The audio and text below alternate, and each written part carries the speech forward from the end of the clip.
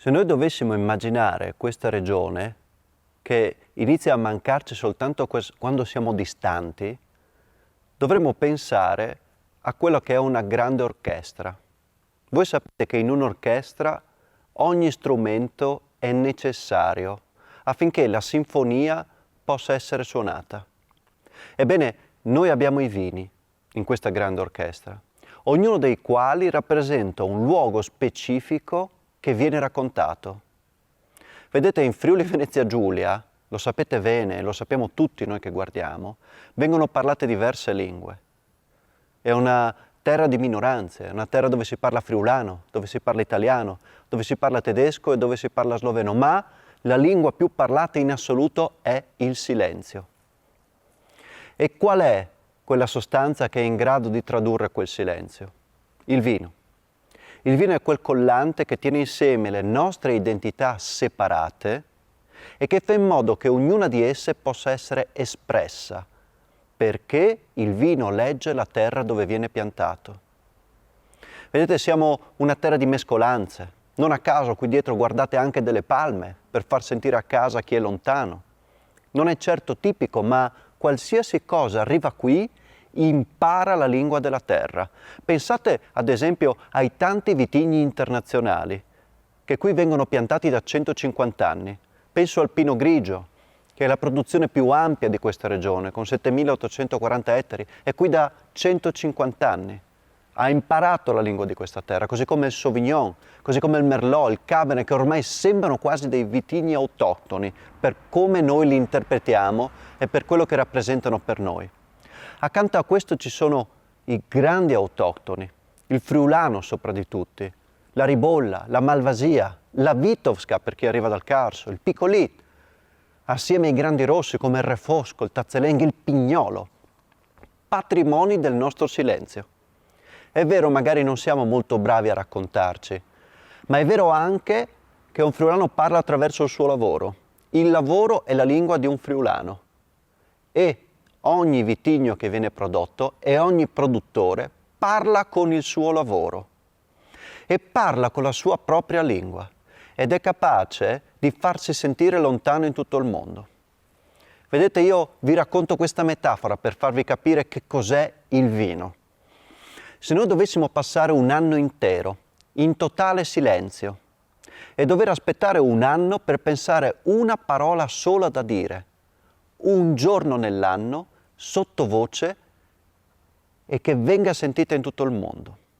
Se capiamo questa difficoltà, capiamo la difficoltà dell'artigianalità del vino, di quanto i produttori si inerpicano sulle colline o combattono con il tempo e con quello che può portare, stagione dopo stagione, portando un racconto diverso ogni stagione. L'87% delle aziende in Friuli Venezia Giulia ha meno di 2 ettari.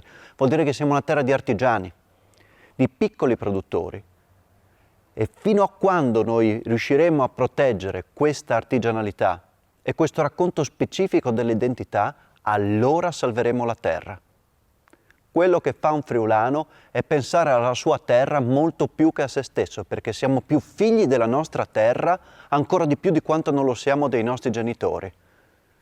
Questo io mi sentivo dentro di me quando ero all'estero e sono tornato qui per cercare di estirpare quel silenzio e portarlo fuori nel mondo. Insieme, venendo qui a guardare coi nostri occhi, ad assaggiare col nostro corpo i vini e a visitare i luoghi e a percepirne l'emozione e la forza, riusciremo a diventare tutti ambasciatori della nostra terra con la nostra stessa vita. Siamo capaci, come friulani, di lasciare un'impronta nel mondo ovunque noi siamo. Il Friuli è l'impronta della nostra identità e questa regione ha la voce nel mondo di tutti quelli che vanno in giro a sentire dentro forte la radice che si portano dentro.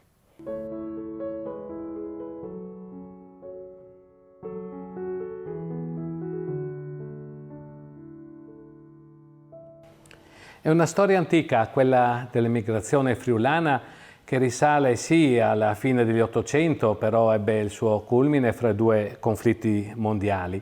Proprio per raccogliere le esigenze di questi friulani emigrati nel mondo, per esigenze lavorative, per un sostegno alla famiglia, i padri fondatori negli anni 50, ancora 10 anni prima della costituzione della nostra regione Friuli Venezia Giulia, ebbero l'intuito, ma l'esigenza di costituire l'ente Friuli del mondo, per raccogliere proprio queste esigenze, questa identità friulana che veniva richiesta dai tanti emigrati. Un'emigrazione diversa ovviamente, quella rispetto a oggi, dove si emigra più velocemente perché è ancora più facile muoversi e magari rientrare.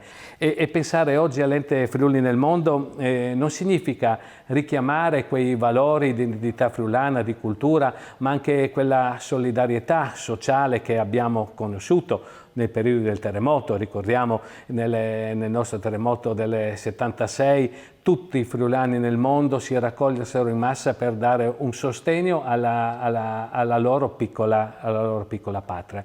Dicevo, ripensare oggi l'emigrazione friulana vuol dire anche creare quel valore al nostro territorio. Oggi non a caso ci troviamo oggi in uno di questi punti di promozione enogastronomica. Siamo oggi nella sala degustazione dell'Enoteca Comunale di Cormons, che rappresenta l'eccellenza vitivinicola di tutti il Collio Goriziano. Questi sono punti di ritrovo importanti che dicevo per la promozione, così come poi vedremo nelle prossime giornate anche l'Enoteca Villa Nachini a Corno di Rosazzo per quanto riguarda i Colli Orientali, così anche gli altri punti. Dicevo, un'economia nuova, un'economia di ritorno, dove alle volte i friulani che rientrano in patria per rivivere le loro tradizioni, le loro culture, ma sentire anche i loro sapori, i loro odori, gli odori della vendemmia, i profumi della vendemmia. Questi sono punti importanti, quindi l'Ente Friuli nel Mondo con questa iniziativa cerca di rappresentare questo nuovo modo di fare sì emigrazione, ma di contenere perché sia un'emigrazione di contatto, di relazione e crei dei valori. Ho in mano questa pubblicazione. Questa pubblicazione è una pubblicazione fatta ancora 30 anni fa che rappresenta la storia del Ducato di Vini Friulani. Il Ducato di Vini Friulani è molto collegato all'Ente Friuli nel Mondo, in quanto Ottavio Valerio, che fu il primo presidente del Ducato dei Vini Friulani, fu il padre fondatore dell'Ente Friuli nel Mondo. Il Ducato dei Vini Friulani nacque negli anni 70, nel 72 per la precisione, a Cividale del Friuli, dove Ottavio Valerio colse l'esigenza dei produttori vitivinicoli regionali, a cominciando dai Collavini, ai Felluga, ai Gigivalle, tutti quelli che furono i primi ad imbottigliare i vini negli anni, ebbero l'esigenza di cominciare a proporre i loro vini al di là del territorio nazionale. E quale migliore risorsa come ambasciatore di questa produzione furono veramente i Fogolards Furlans. Quindi il Ducato di Vini Friulani, tramite questa intuizione che fu di Isi Benini, portarono la promozione dei nostri prodotti, soprattutto vitivinicoli ma anche enogastronomici, tramite i Fogolards Furlans sparsi in tutti i 5 continenti del mondo.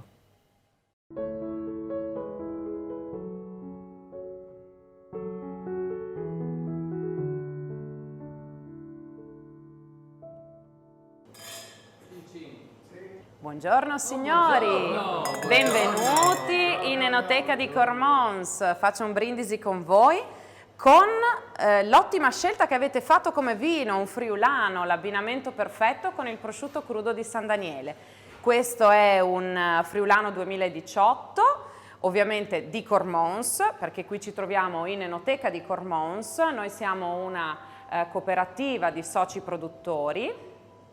Siamo una trentina di soci, tutti dislocati a Cormons, sono tutte aziende agricole in prevalenza a conduzione familiare, 5, 10, 15 ettari, le piccole realtà, le splendide piccole realtà del nostro Friuli. E il friulano è proprio il nostro vino portabandiera, è un vino, lo vedete dal colore giallo paglierino, carico, a volte dorato, è un vino su cui il produttore può veramente esprimere tutta la sua filosofia. La cosa bella qui a Cormons, ma in tutto il Friuli, è che voi potete assaggiare decine e decine di diversi friulani, magari stessa annata, e potete perfettamente percepire la differenza di stile fra un'azienda e un'altra. Dicevo prima l'abbinamento perfetto con il prosciutto crudo. Questo è un crudo di San Daniele. Noi in Enoteca Cormons in realtà variamo la proposta, a volte il crudo è di San Daniele, a volte di Sauris, a volte di Dosvaldo, il prosciuttificio ben conosciuto qui a Cormons, proprio per dare a chi viene in visita un bel panorama di quelli che sono i prodotti tipici friulani e cormonesi. Questi sono anni in cui abbiamo visto passare nel mondo del vino tante mode, ci sono tante nuove realtà, tanti volti giovani che si affacciano in questo mondo molto affascinante. A Cormons da qualche anno c'è una sorta di cambio generazionale con nuove voci della viticoltura giovane e, se vogliamo, moderna, ma molto attaccata e legata alle tradizioni, che stanno portando avanti in Friuli, in Italia e nel mondo il valore del vino friulano.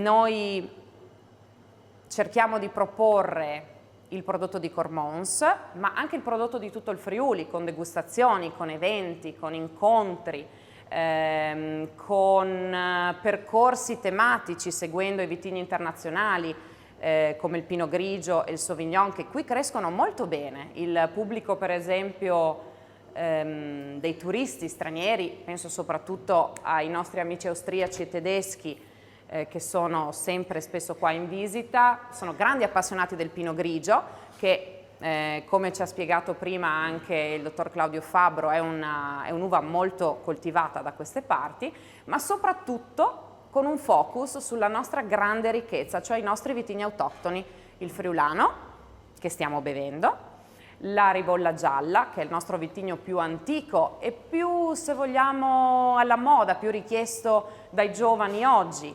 soprattutto nella sua frizzante versione a bollicine, che piace molto e che rende l'aperitivo un momento veramente di allegro convivio.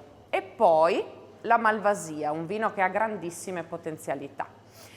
Io spero di vedervi prossimamente qui in Enoteca con un bicchiere di bianco e vi salutiamo con il nostro classico brindisi. Facciamo un brindisi alla cormonese. Oeeeey! Cing!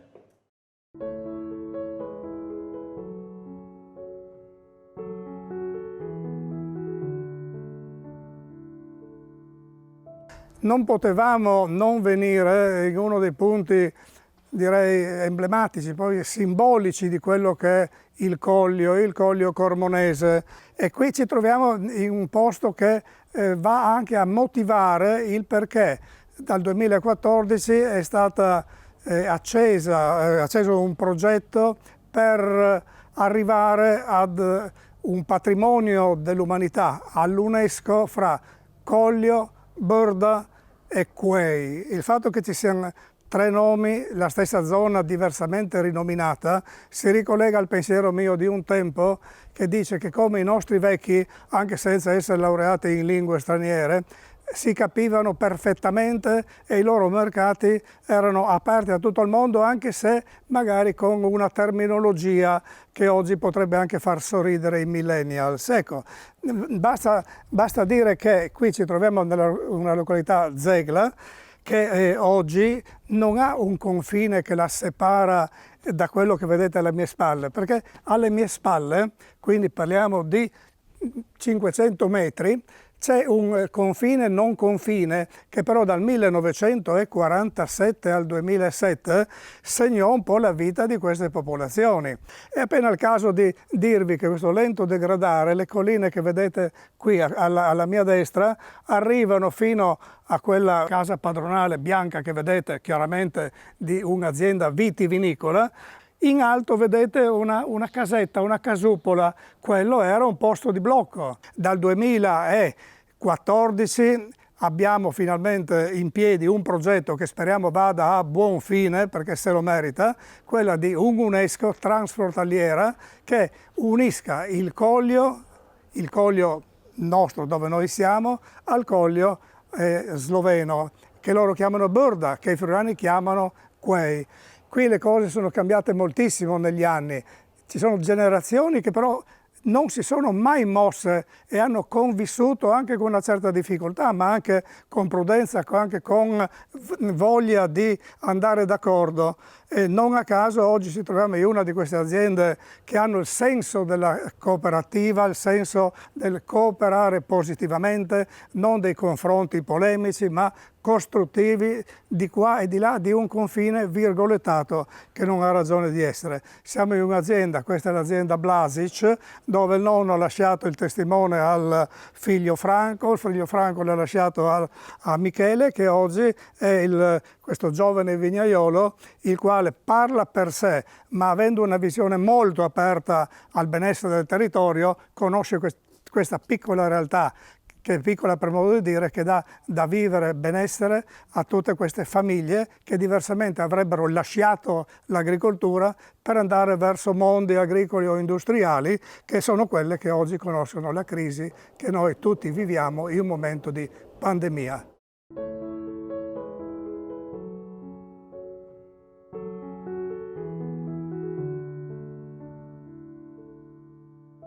Siamo qua a Zegla oggi, siamo nella mia azienda, un'azienda che nasce nel 1923 grazie al mio trisnonno e ad oggi ci sono io assieme all'aiuto di mio padre e di mia madre. Un'azienda che si tramanda da generazione a generazione come la maggior parte delle aziende in questo territorio. Un territorio particolare, direi, che ha subito molte battaglie, molte guerre, dove i confini si sono spostati più e più volte. In tutto questo tempo, grazie a questo territorio, al microclima, perché abbiamo le Alpi Giulie alle nostre spalle e il mare di fronte a noi, dove si crea appunto un clima perfetto, direi, per la produzione di vini, soprattutto di vini bianchi. Le nostre aziende oggi sono quasi al 100% a stampo vitivinicolo. Produciamo fondamentalmente quelli che sono i vitigni autoctoni nostri, la Ribolla Gialla, il Friulano, la Malvasia. Anche qualche internazionale, però quello che vogliamo noi è quello di portare in giro nel mondo il nostro territorio. Lo possiamo fare portando appunto i vitigni che sono nati in questo territorio. Oggi abbiamo proprio vendemmiato la Ribolla Gialla, un vitigno che a me sta molto ma molto a cuore, innanzitutto perché è uno dei vitigni autoctoni più vecchi della nostra zona, del nostro territorio, e in più perché c'è anche una storia personale mia, perché il mio zio che mi ha fatto da nonno mi ha regalato praticamente un pezzo di terreno dove c'era un vigneto storico di Ribolla Gialla. Questo da lì mi ha fatto innamorare e sperimentare più e più cose come macerazioni, affinamenti lunghi in bottiglia e quant'altro. In tutti questi anni, come in tutte le zone vitivinicole, sono cambiate molto anche i metodi di vinificazione. Una volta i miei nonni usavano delle macerazioni, mio padre non usava più la macerazione e noi, ad esempio, noi come giovani intendo, siamo ritornati un po' su queste macerazioni. Questo perché secondo noi una tecnica che può solo esaltare la qualità e soprattutto che riesce ad esprimere meglio il territorio. La vinificazione tradizionale, quando tu vendemmi l'uva, la diraspi, parlando della vinificazione in bianco, l'uva viene diraspata, vengono inoculati dei lieviti e viene fatta fermentare, quindi trasformandosi in vino. Una macerazione pellicolare, è quando tu vendemmi l'uva, meglio se a mano, chiaramente, cosa che qua, essendo in collina, noi facciamo sempre, Viene diraspata, viene pigiata, però lasciata per qualche giorno a contatto con il mosto. Quindi cosa vuol dire? Che il liquido riesce ad estrarre delle sostanze dalla buccia che sono solo cose positive per il futuro vino. E in più sulla buccia ci sono dei lieviti che sono lieviti indigeni, quelli autoctoni, e da lì parte la fermentazione. Ad oggi noi giovani abbiamo tantissime possibilità in più che i nostri nonni, i nostri padri non avevano. Noi possiamo veramente viaggiare il mondo. Ad esempio noi come azienda vendiamo molto bene in America, in tutta Europa, anche in Cina.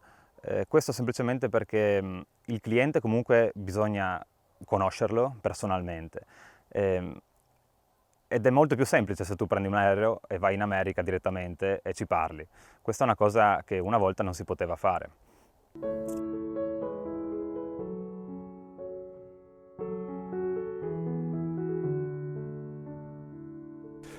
Nel nostro consorzio abbiamo circa 240 aziende e circa 1900 ettari di vigneto, tutto ad altissima vocazione.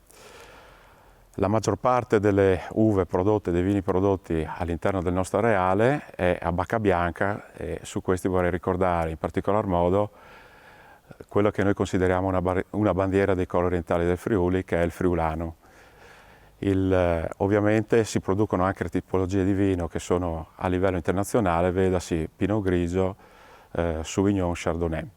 Altra menzione sono le varietà cosiddette autoctone, fra cui voglio ricordare la ribolla gialla e altre varietà però a bacca rossa a partire dallo Schioppettino, Pignolo e Tazzalenghe, compreso il refosco dal peduncolo rosso.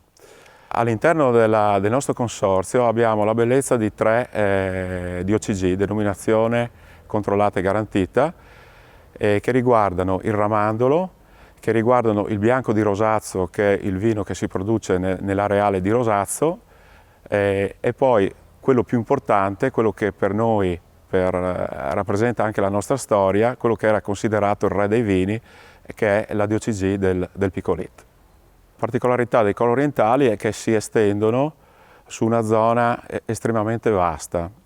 Per chi conosce la regione Friuli Venezia Giulia, possiamo dire che le colline che stanno al nord di Udine, quindi la zona di Tarcento Ramandolo, fanno già parte del territorio consortile per, diciamo così, terminare in quello di Buttero passando per la zona del Cividalese, quindi una, chiamiamola semiluna, di circa una trentina di chilometri.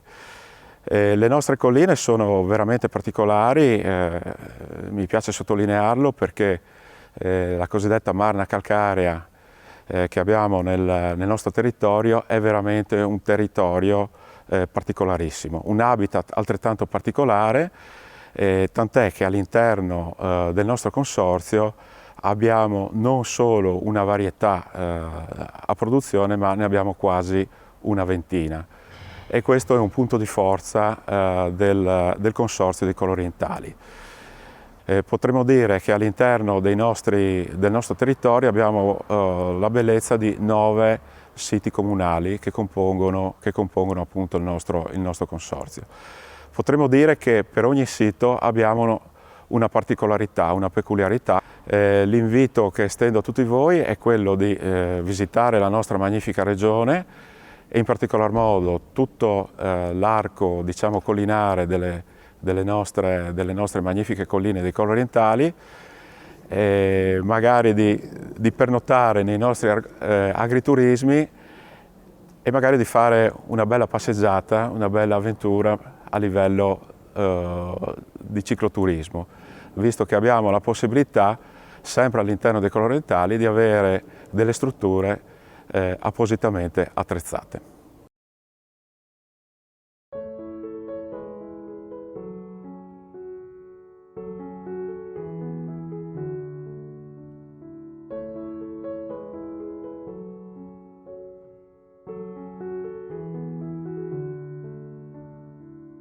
Quando parliamo di Piccolit parliamo sì di un vino dolce, ma di un vino che mantiene tutto quello che è il carattere del nostro territorio, quindi comunque una grandissima sapidità, una grande mineralità e una grande freschezza.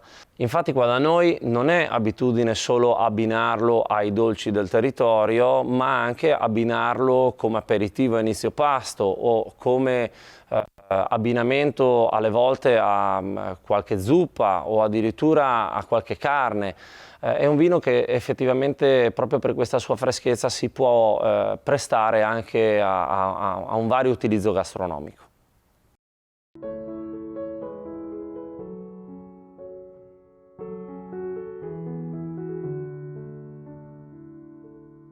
Beh, siamo in uno dei territori più belli del Friuli Venezia Giulia, nei colli orientali del Friuli, ma possiamo dire che il Friuli è una regione eccezionale dal punto di vista vitivinicolo su tutte le zone che essa rappresenta, a partire dalla zona di pianura che sono le Grave, Agna, Latisana, Aquileia, per poi arrivare sulle zone di collina che rappresentate dai colli orientali, Collio, Carso, per non dimenticare la zona pedicollinare dell'Isonzo, che anche questa produce dei vini eccezionali. Per cui possiamo dire di rappresentare veramente un territorio in cui la vocazione vitivinicola è a 360 gradi, con diversi tipi di se vogliamo, di vocazione, però tutte possiamo definirle, e questo è riscontrato a livello anche mondiale, tutti a livelli tendenzialmente molto alti. Per cui io dico, da presidente regionale di tutte le DOC friulane, di rappresentare veramente un qualcosa di eccezionale, no?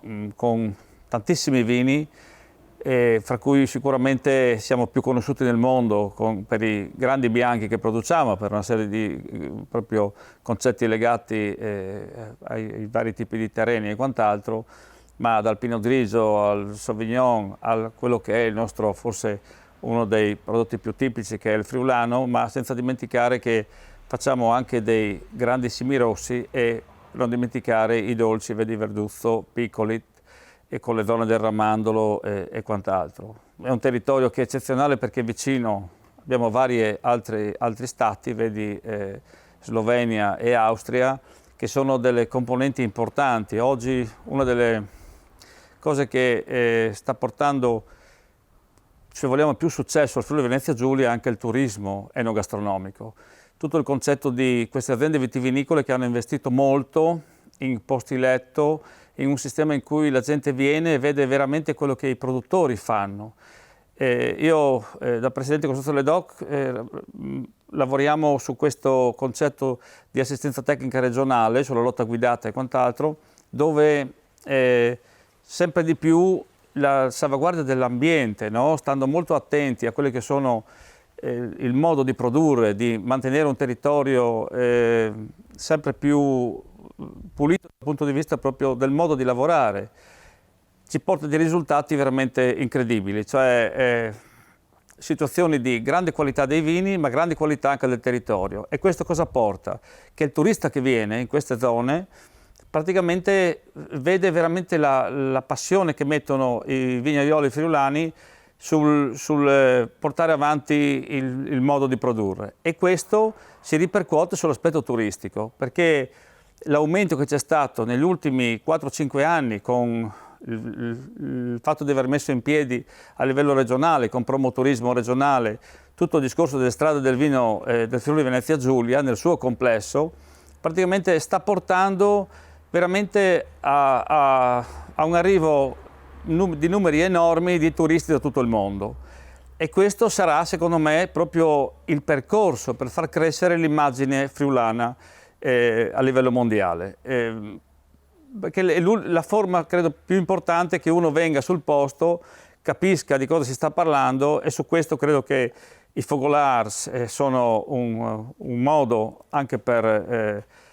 trasmettere queste notizie che io stavo dicendo, su questo fatto che il turismo forse è il più grande alleato che possiamo avere noi produttori friulani, perché qui la qualità è assoluta, forse la conoscenza per la piccola regione che abbiamo, per le percentuali di produzione che sono a livello italiano, che rappresentiamo circa il 2-3% della produzione, non ci fa riconoscere per quello che valiamo, ma credo che proprio il turismo possa essere il valore aggiunto che possa dare ai territori friulani, dalla pianura alla collina, tutto quello che c'è, per far riconoscere tutto il lavoro che fanno i produttori friulani. Per cui io quello che posso dire a chi vede questo video è: venite in Friuli, perché troverete veramente un'accoglienza di altissimo livello. Su questo stiamo lavorando tantissimo proprio a livello regionale, e vedrete che il modo di lavorare dei friulani è un modo proprio per coccolare il territorio e coccolare chi viene in Friuli Venezia Giulia.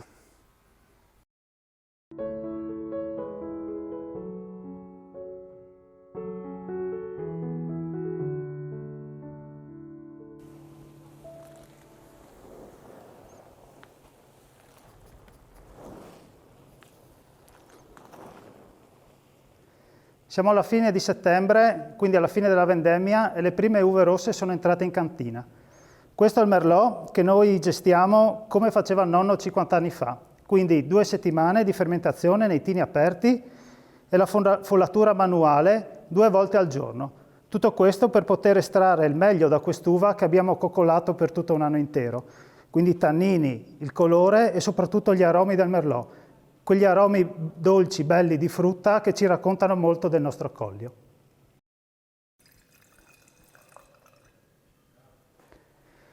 In Collio, come abbiamo visto, si producono anche vini rossi, ma il territorio è vocatissimo per la produzione dei vini bianchi. E se per i rossi è importantissimo la tradizione, per i vini bianchi è importante l'innovazione, quindi la gestione dei mosti in cantina nel pieno rispetto delle migliori tecnologie. Nel nostro caso è fondamentale mantenere le temperature corrette durante la fermentazione per preservare i profumi, gli aromi di ogni singola varietà. Questo ci permette di portare integro fino al vostro calice ogni singola sfumatura di ogni singola uva, di ogni singola annata, ma soprattutto del terreno e del microclima del nostro amato Collio.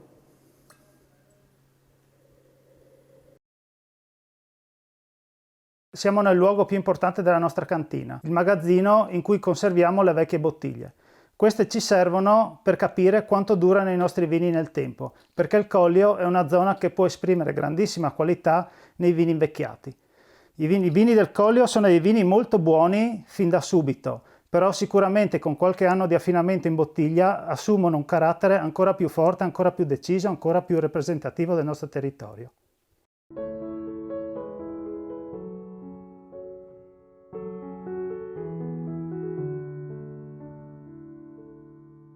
Siamo qui sulle colline di Rutars a vedere una parte del Collio, un territorio unico in questo genere, un territorio diciamo che viene rappresentato all'interno della denominazione, nella sua DOC, nel suo consorzio, dove raggruppa all'incirca 300 soci, dove seguono un disciplinare di produzione per ottenere i vini ad altissimi livelli, principalmente vini bianchi, ma non disdegna la produzione dei vini rossi. Il Consorzio Collio è un consorzio dedito alla promozione e alla tutela del marchio Collio e alla promozione dei suoi prodotti di eccellenza. Qui, come vedrete, siamo nel cuore di Rutars, colline molto impervie, caratterizzate come quasi tutto il resto del Collio diciamo da un terreno che qui chiamiamo ponca, che è una marna arenarica ricca di sali, stratificata, che dà questa mineralità a un prodotto che resta sempre unico nel suo genere. Il Collio è composto all'incirca da 6.000 ettari di territorio, dove solo 1.500 ettari sono destinati a vite. Del resto abbiamo sempre l'alternanza con delle zone boschive, dove ci danno un territorio sempre mirato a avere questo equilibrio naturale e ambientale. è formato da tante piccole aziende, tutte aziende familiari, il Collio non ha grandi industrie che lavorano su questi prodotti, resta il fatto di venire a assaggiarlo a livello enologico, assaggiarlo a livello culturale e assaggiarlo a livello enogastronomico.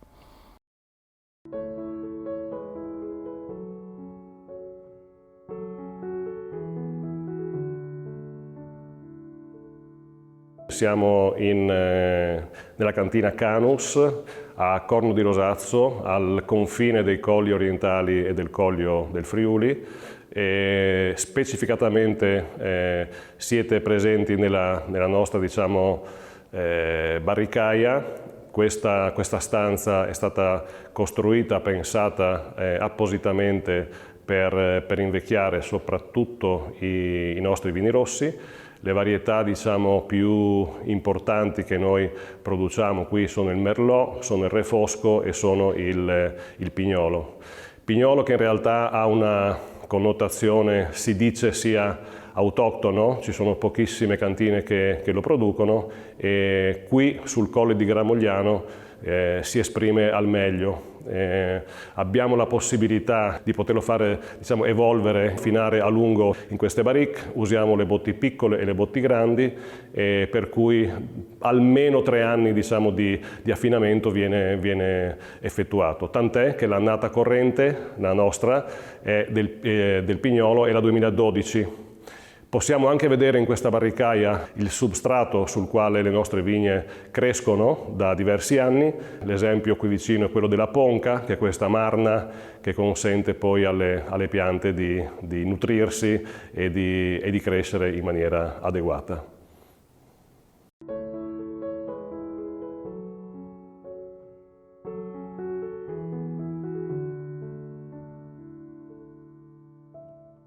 Questa è la cantina dove sono stoccate 300.000 bottiglie di spumante metodo classico.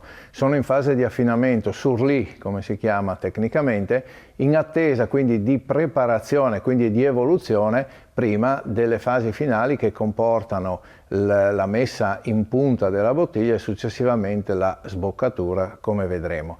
Le prime fasi di lavorazione avvengono come un vino bianco tradizionale, quindi otteniamo un vino secco con una discreta acidità, con un'alcolicità mediamente bassa, a cui nella fase di spumatizzazione viene aggiunta una certa quantità di zucchero e lieviti atti a farlo fermentare. Tutte le bottiglie vengono immediatamente tappate subito dopo l'imbottigliamento e posizionate su queste cataste. I locali sono termocondizionati, andiamo dai 14 ai 16 gradi al massimo, condizioni ideali per una perfetta rifermentazione. La rifermentazione consiste nella produzione di alcol e anidride carbonica all'interno delle singole bottiglie e particolarità è data dalla presenza del tappo corona. Tappo corona serve per sigillare le bottiglie, perché non vogliamo che l'anidride carbonica prodotta fuoriesca dalle stesse in modo da creare le bollicine. Il segreto per un grande spumante è la presenza di anidride carbonica. Una volta terminata la fase di spumantizzazione vera e propria, inizia la fase di affinamento sur lit, proprio la fase in cui lasciamo queste bottiglie.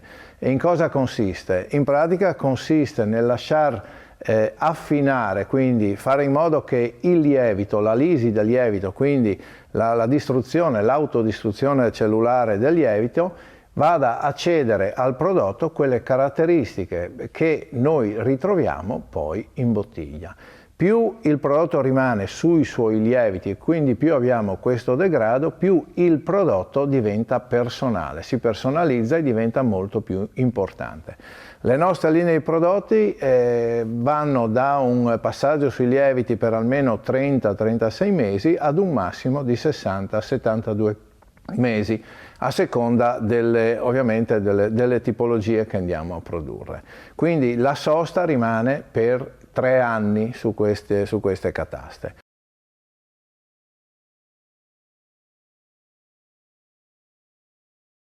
Questo è il lievito depositato sui fondi della bottiglia. La bottiglia viene proprio posta orizzontalmente a riposo perché maggiore è la superficie a contatto con il lievito, quindi maggiore profumo poi nel vino finito.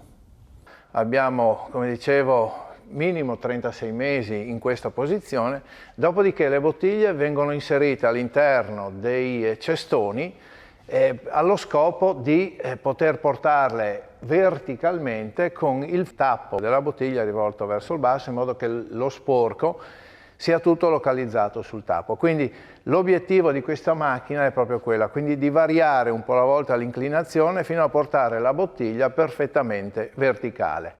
Queste sono le bottiglie pronte per essere sboccate, per essere lavorate nella fase finale. Sono 7 giorni di lavorazione per portare la bottiglia da una posizione orizzontale a una posizione verticale. Dopo le fasi di remouage, quindi in cui abbiamo lo lento scivolamento del lievito sulla punta della bottiglia, il risultato è questo, quindi prodotto perfettamente limpido e tutto lo sporco posizionato sul tappo, in attesa appunto della sboccatura finale.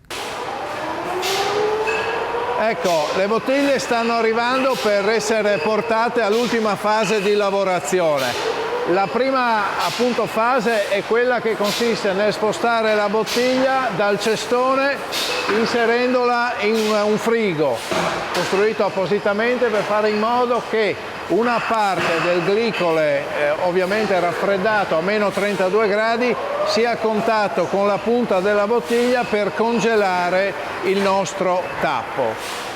A quel punto, dopo 10 minuti, la bottiglia è pronta, viene capovolta, quindi portata verticalmente, lo sporco non confluisce nella parte liquida perché è inglobato nel cubetto di ghiaccio. Vedi il cubetto di ghiaccio qua?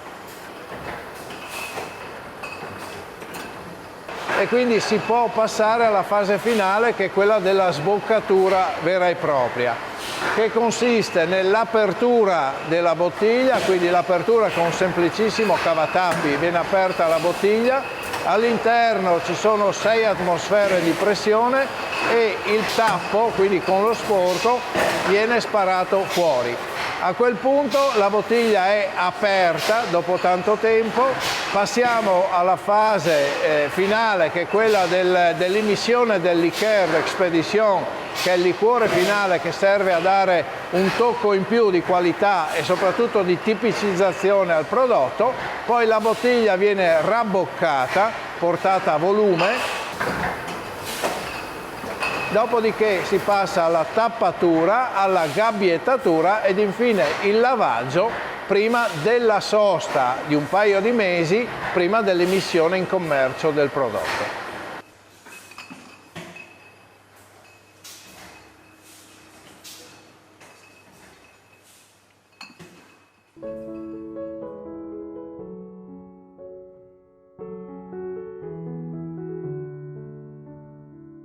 In questo breve viaggio abbiamo vissuto l'identità enoica della nostra regione. Abbiamo passeggiato fra i vigneti, abbiamo visitato le nostre cantine, abbiamo respirato i profumi della vinificazione, abbiamo degustato i nostri prodotti enogastronomici nelle enoteche, all'enoteca dei produttori di Cormons, oggi all'enoteca Villa Nachini dei Colli Orientali del Friuli. Non posso che ringraziarvi a nome mio come Presidente dell'Ente Friuli nel Mondo e di tutto il Consiglio di amministrazione che ho l'onore di rappresentare, ringraziarvi per l'esperienza che in tutti questi anni state vivendo all'estero, soprattutto come ambasciatori della nostra enogastronomia. Noi vi aspettiamo a braccia aperte perché voi con il vostro fare, col vostro essere, col vostro modo di essersi stati capaci di integrarsi nei territori, saprete e continuerete ad essere i nostri ambasciatori. Grazie e mandi Furlans.